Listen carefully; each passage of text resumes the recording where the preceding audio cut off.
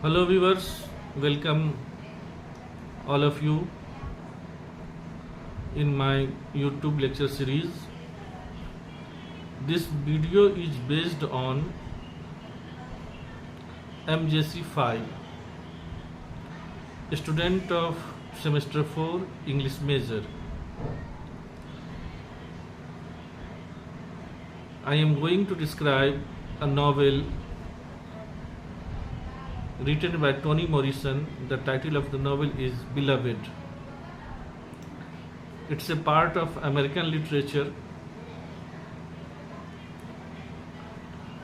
Unfortunately, I have to say, any items or any part or any genre of literature is only can be understand, enjoy, or mingle with reading, with the text, with the page. No videos, no notes, no explanation will help you to understand the purpose of literature. Literature is totally different from all of other branches of knowledge. To understand a novel, a poetry, a drama, a criticism, or essays, you must have a literary temperament. I remember my professors, my elders, my gurus,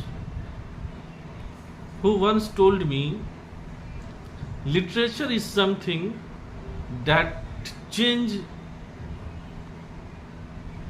in alternate day.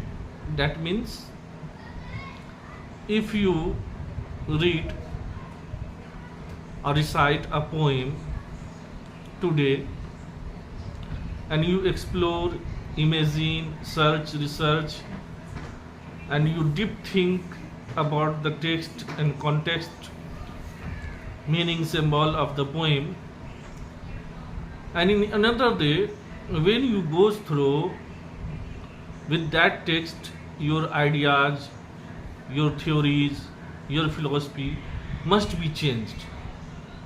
This is the literature. But the system which has developed in modern days, students are not involved in taking class and teachers are also not supportive, and there are many more things. That's why the era of video age, the era of video has come or launched, and in this age of social media and YouTube, one and everyone has to dance on that social media, and all are dancing. But in fact, literature cannot be explored or understand through like that or through like this. But it is compulsion that I have made this video, and I am going to a brief summary of the novel The Beloved.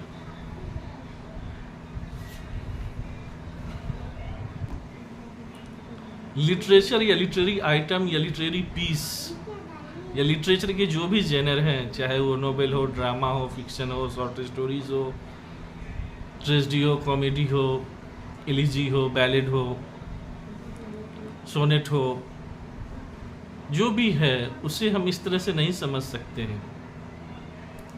ये तो formality है जो निभाया जा रहा है, और आज के सोशल मीडिया के ज़माने में सब सोशल मीडिया पे नाच रहे हैं.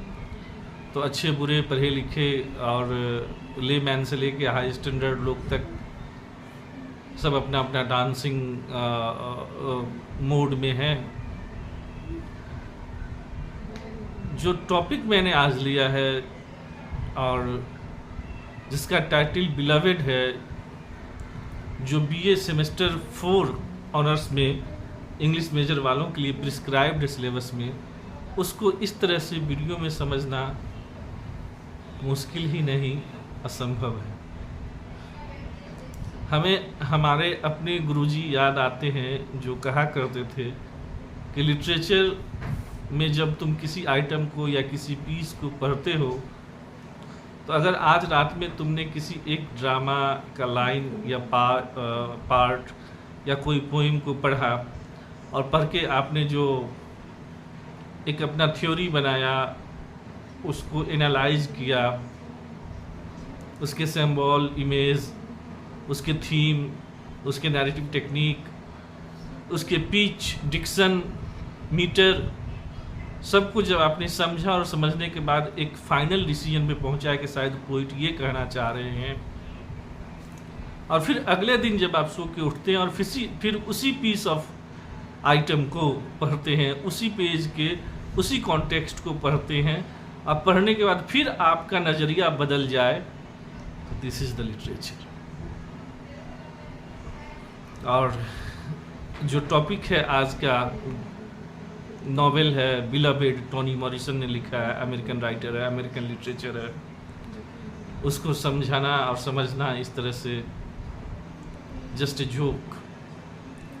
फिर भी स्टूडेंट्स के लिए टीचर को कुछ भी कर जाना पड़ता है।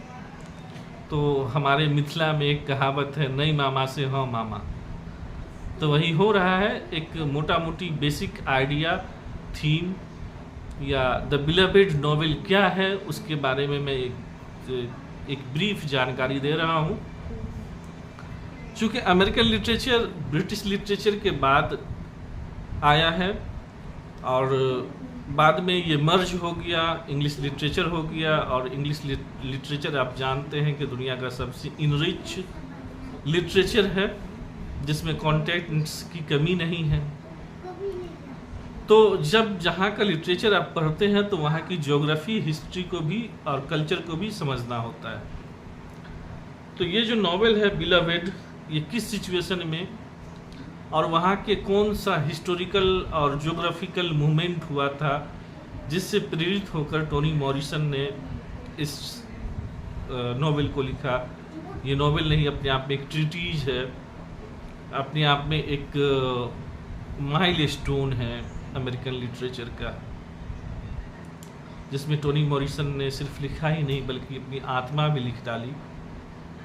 और इस तरह से लिखना अपने आप में एक बहुत बड़ी बात होती है। और ये जो लिखा है, ये जो फ्लो में लिखा है, उस फ्लो को, उस टेक्निक को, उस नैरेटिव टेक्निक को मैजिकल रियलिज्म कहा जाता है, जिसमें साइकोलॉजिकल और हिस्टोरिकल मूवमेंट दोनों को मिला करके एक नैरेटिव तैयार किया जाता है। और उस नैरेटिव के द्वारा वो जो ऑथर हैं या नॉवलिस्ट हैं या जो स्पीकर हैं वो अपनी बात को रखते हैं। तो मैजिकल रियलिज्म जो होता है वो टोटली यथार्थ होता है, the total reality of the society, what is happening in a country, in A state, in a place. तो अमेरिकन लिटरेचर में जब आप टोनी मॉरिसन को पढ़ेंगे तो फिर आपको सिविल वार पढ़ना होगा, अमेरिका का सिविल वार। और अमेरिका का सिविल वार को लिटरेचर के माध्यम से हिस्ट्री में अगर आप पढ़ेंगे तो बहुत कुछ पढ़ना पड़ेगा। छोटा छोटा एग्जाम्पल, एक 2-4 लाइन में मैं यूँ कहूँ कि अमेरिका में जो सिविल वार हुआ था, it was based on racism, it was based on white and black. वहाँ स्लेवरी था, गुलामी था। वाइट लोग जो है ब्लैक लोगों पे, काले लोगों को अपना गुलाम समझते ही थे बल्कि गुलाम बना के रखते थे। तो ये काले लोगों ने वाइट लोगों का गुलामी सहा है, और उस गुलामी में जो उन पे यातनाएं दी जाती थी, जो उन्हें सताया जाता था, मारा जाता था, जो उनके साथ अमानवीय व्यवहार किया जाता था, डिह्यूमनाइजेशन, आप सिहर जाएंगे, आप सपने में भी नहीं सोच पाएंगे कि ऐसा भी होता था। और ये चीज़ें हमारे देश में भी हुई है, डिफरेंट सिनेरियो में, डिफरेंट पॉलिटिकल और हिस्टोरिकल कॉन्टेक्स्ट में। तो कभी कभी सोचने पे मैं भी मजबूर हो जाता हूँ कि क्या इंसान इतना भी अमानवीय हो सकता है। इसमें इस नॉवेल की जो मेन प्रोटोगनिस्ट है, हीरोइन है, वो एक सिंबल को बताती है और उसका सिंबल है the milk and blood scene. The milk and blood scene, milk तो मिल्क होता है, अब blood scene means blood, blood का सीन। तो ये जो इमेजरी है, ये जो सिंबल है, इससे वो क्या कहना चाहती है। इसमें सेथी नाम कर की जो एक्ट्रेस है, जो मेन नायिका है, प्रोटोगनिस्ट है, वो बताती है कि सी वाज इंस्लेव्ड, वो गुलाम थी, गुलामी की जंजीर में जकड़ी हुई थी, इवन के उसके हाथ पांव में बेरियां लगा हुआ था। और जब वो गुलाम थी तो उस गुलामी के फेज में many times she was raped, not only she was raped but also her milk was stolen. तो कोई आदमी इस अमानवीय हरकत, अमानवीय लेवल के इस लेवल तक पहुंच सकता है, उसको टोनी मॉरिसन ने एक शब्द से एक्सप्रेस किया है और वो शब्द है the milk and the blood scene. आप क्या लिटरेचर समझेंगे वीडियो के माध्यम से जब आप तक पेज बाय पेज नहीं पढ़ेंगे, लाइन बाय लाइन नहीं पढ़ेंगे, हर एक लाइन से नहीं जूझेंगे, लाइन के शब्दों, जो लाइन ऑथर लिखती है या लिखता है, उस शब्दों से नहीं उलझेंगे, झगड़ेंगे, बातें करेंगे, रोएंगे, बतियाएंगे, तब तक आप लिटरेचर को नहीं समझ सकते। फिर भी आइए, तो ये जो नॉवेल है जिसका टाइटल है बिलावेड, बिलावेड जो टाइटल है, इस टाइटल में बिलावेड नाम की एक भूतनी होती है। भूतनी मीन्स ए घोस्ट, लेकिन वो डरावनी नहीं होती है। ये पूरा प्लॉट इस तरह से क्रिएट होता है कि स्वीट होम नाम करके एक कंसंट्रेशन कैंप होता है।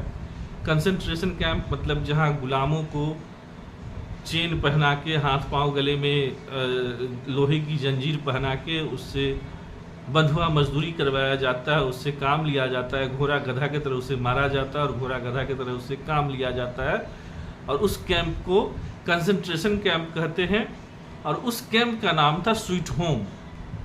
आप अंदाजा लगा सकते हैं कि कितना बढ़िया नाम रखा था उस यातना देने वाली जगह पे, जहां मनुष्य को दूसरा मनुष्य यातना दे रहा है, उसके साथ अमानवीय व्यवहार कर रहा है। अमानवीय व्यवहार ही नहीं बल्कि अमानवीय व्यवहार के जो लेवल है, बियॉन्ड लेवल, उसके साथ वो अत्याचार और जितने भी सीमाएं हैं, सारी सीमाओं को तोड़कर उस मनुष्य को, एक मनुष्य के द्वारा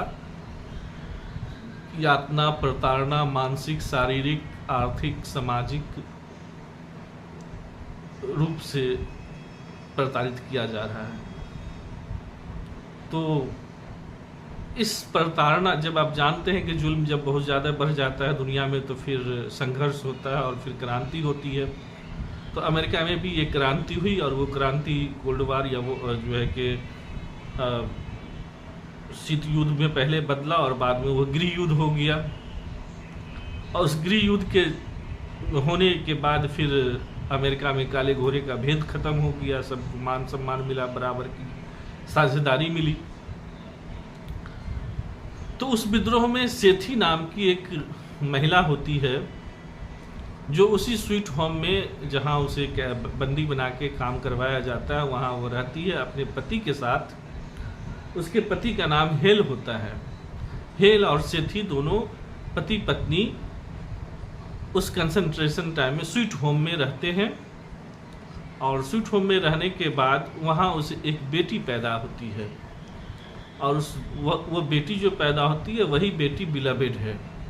वो जो बेटी पैदा होती है वो बेटी जब 1-2 साल की होती है और जब देश में क्रांति होता है और जब वो कैंप टूटता है फिर भागता है, तो फिर वहाँ से भागने के चक्कर में वो सेथी नाम की औरत अपनी ही बेटी को मार देती है। अब ये तो क्लाइमेक्स है कि कोई माँ अपनी बेटी को कैसे मार सकती है। तो अब माँ के ट्रॉमा को समझिए कि हाउ शी वाज ट्रोमाइज्ड। उस माँ पे जो बीती थी वो नहीं चाह रही थी कि मेरी बेटी पे बीते। वो माँ गुलाम थी और वो नहीं चाह रही थी कि उसकी बेटी भी गुलाम बने। वो माँ जो सारी प्रताड़नाएं झेली थी, वो नहीं चाहती थी कि वो उसकी बेटी वो सारी प्रताड़ना झेले। और इस प्रताड़ना से बचने के लिए अपने जीते जी नन्हे बच्ची को सेथी नाम की औरत, जो मुख्य किरदार है, मुख्य नायिका है इस नॉवेल का, वो अपनी ही बेटी को मार देती है। अब क्या कहिए, ये मनुष्य की मतलब कभी कभी ऐसा लगता है कि कोई कोई काम, क्या जुर्म, क्या सही, क्या गलत, where mind is not able to justify. Shakespeare के ड्रामा में ऐसा होता है कि जब कोई पापी बहुत पाप कर लेता है और लास्ट में उसे यूं ही छोड़ दिया जाता है रिपेंटेशन के लिए। कोई पापी पाप करे और उसको यूं ही छोड़ दे, और सच में उस पापी आत्मा की अगर आत्मग्लानि होगी तो वो तिल तिल के मरेगा, वो जिएगा नहीं, मरेगा। वो हर वक्त यही सोचता होगा कि हमने ये पाप किया, ये पाप किया, ये किया, इतना गलत किया, इतना गलत किया, और यही उसकी सजा बन जाती है। तो इसलिए शेक्सपियर महान नहीं था। शेक्सपियर ने अपने बहुत सारे प्ले में और इस तरह के कैरेक्टर को बनाया है। जैसे इयागो नाम का एक कैरेक्टर है, उसको यूं ही छोड़ दिया जाता है अथेलो में। अथेलो ट्रेजडी है, उसमें इयागो मेन विलेन है। वो सारा कर्मकांड, पूरा पाखंड, और जो आम भाषा में यूं कहें कि सारे पाप वही करते हैं और लास्ट में उसी को कोई सज़ा नहीं मिलता है। तो उसकी सज़ा सिर्फ पछतावा ही होती है, क्योंकि जब उसको हर बात का एहसास होता है कि हमने कितना बड़ा गुनाह किया, कितना बड़ा जुल्म किया, और उसी में वो तिल तिल कर मरता रहता है। तो ये जो बिलवेड नॉवेल है, उस नॉवेल की जो मेन कैरेक्टर है सेथी, जो उस स्वीट होम में रहती है, और स्वीट होम जब टूटता है, आंदोलन होता है, और आंदोलन होने के बाद जब वहाँ से भागती है तो अपनी ही बेटी को मार देती है, इस चक्कर में कि जो दर्द हमने सहा है वो दर्द मेरी बेटी न सहे बरी हो करके। और वहाँ से वो भागती है। जब वो भागती है तो प्रेग्नेंट होती है, और उसका हस्बैंड वहीं छूट जाता है। उस भागने के चक्कर में हस्बैंड वाइफ दोनों बिछड़ जाते हैं, और वो किसी तरह से सेथी नाम की लेडी एक स्वतंत्र स्टेट ओहियो पहुंच जाती है। और ओहियो में एक एमी डेनवीर नाम करके एक वाइट लेडी होती है जो उसको मदद करती है उसकी डिलीवरी के टाइम में। और वहाँ पे उस सेथी को एक और बेटी पैदा होता है। वो एक और बेटी पैदा करती है, और चूंकि उस बेटी जब वो पैदा होती है तो उसको वाइट अमेरिकन लेडी सपोर्ट करती है डिलीवरी में, तो उसका नाम एमी डेनवीर होता है। तो उसी वाइट लेडी के नाम पे वो अपनी बेटी का नाम डेनवीर रख लेती है। तो पहला कैरेक्टर सेथी हुआ, जो मेन कैरेक्टर है, जो लेडी है, जो अपनी बेटी को मार देती है। और दूसरा, जब वहाँ से भागती है तो फिर एक दूसरी बेटी को जन्म देती है। तो दूसरी बेटी का नाम डेनवीर है। सेथी के हस्बैंड का नाम हेले है। जब क्रांति होता है तो हेले और सेथी दोनों बिछड़ जाता है, फिर वो दोबारा कभी नहीं मिलता है। लोग कहते हैं कि हेली को पकड़ लेता है और लोग मार देता है, या हेली पागल हो जाता है। फिर कहानी उससे आगे बढ़ता है। फिर ये लोग सेथी और उसकी बेटी और उसकी सास, सेथी की सास, जिसका नाम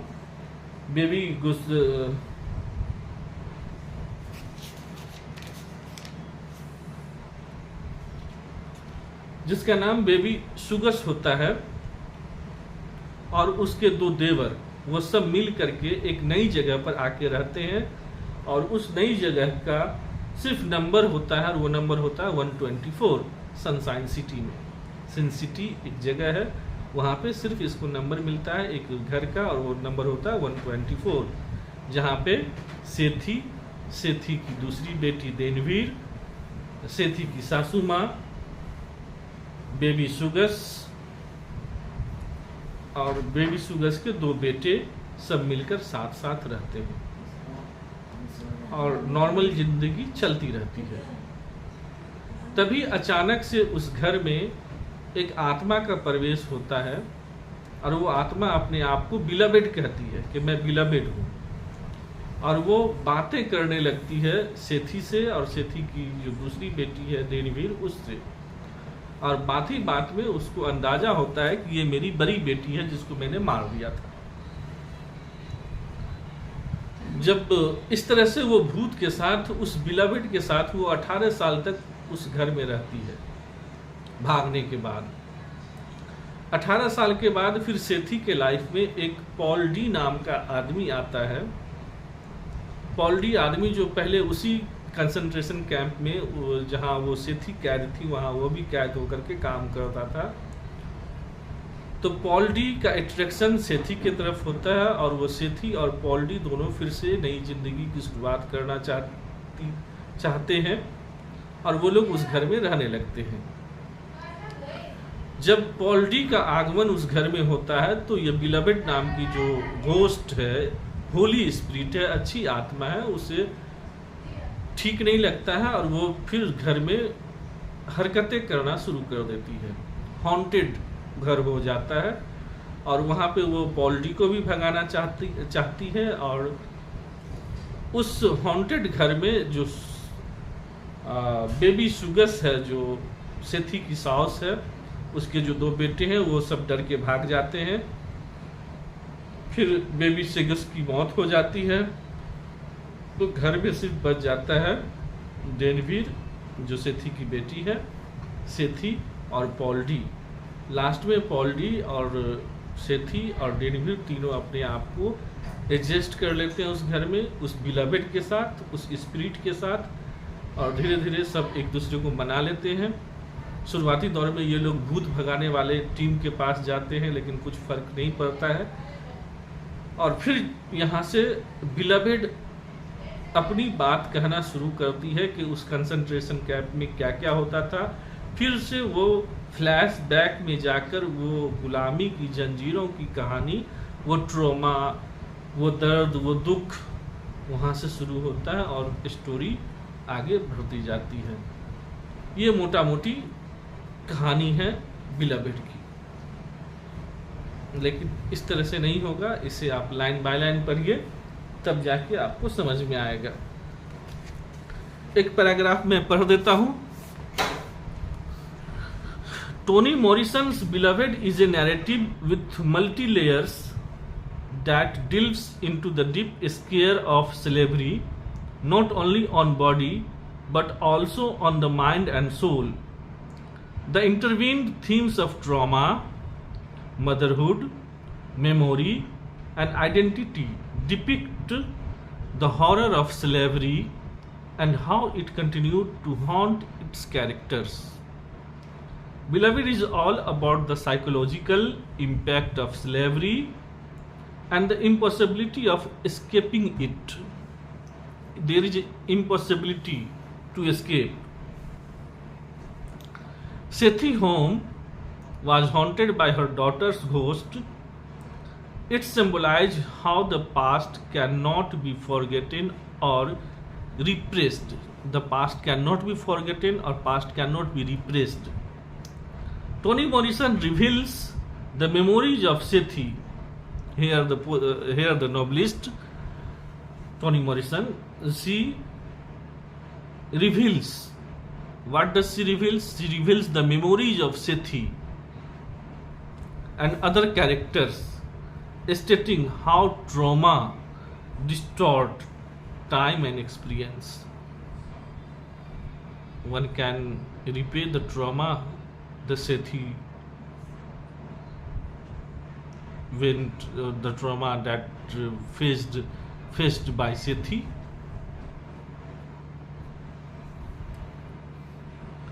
Beloved's character represent the return of repressed memories, forcing Sethi to confront her past. This return it's both in the form of Beloved's manifestation and metamorphical, as the past continually influences the present. Motherhood is also an important theme. Sethi's love for her children is fierce. Her action of killing her daughter, beloved in order to save her from the horror of slavery, reflect the extreme of maternal sacrifice. This is the maternal sacrifice. माँ इसलिए माँ नहीं होती है, माँ माँ भी होती है और माँ चंडी भी होती है. जब जैसा रूप जरूरत होता है वो वैसा वो रूप धारण कर लेती है. इसलिए हमारे देश में नारी शक्ति की पूजा होती है. Sethi action raises many complex moral questions about survival, love, motherhood, etc. Morrison also criticized the inhuman effect of slavery on the identity of slaves. Sethi and Paul D, after being released a slave so many years, struggle to reclaim their self. They struggle not only for freedom but for reconstruction their identities independent of enslavement. Ultimately, Beloved is a powerful narrative on slavery, depicting that its wounds run deep, and its healing requires confronting, not forgetting the past. Forgetting the past is not healing. The healing requires confronting. Thank you very much. Subscribe my channel, like, share and comment. Thank you.